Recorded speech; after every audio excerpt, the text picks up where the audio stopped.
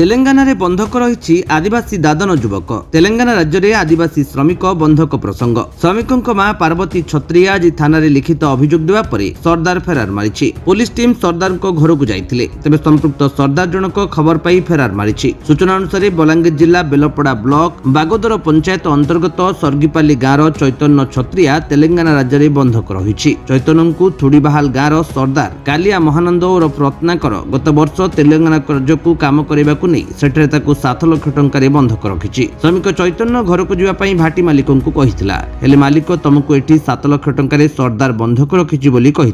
चैतन्य निज मां को फोन रे घटना संपर्क में जणाइबा बेले चैतन्य मां थाना लिखित अभियोग करछंती।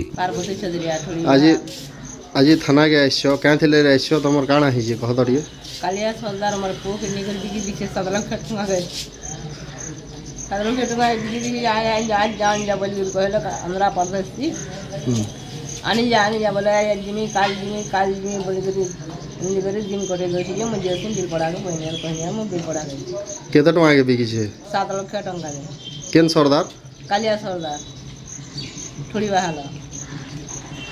बलांगीर अंजु पोस्टिंग रिपोर्ट विश्व विजय न्यूज ओडिशा।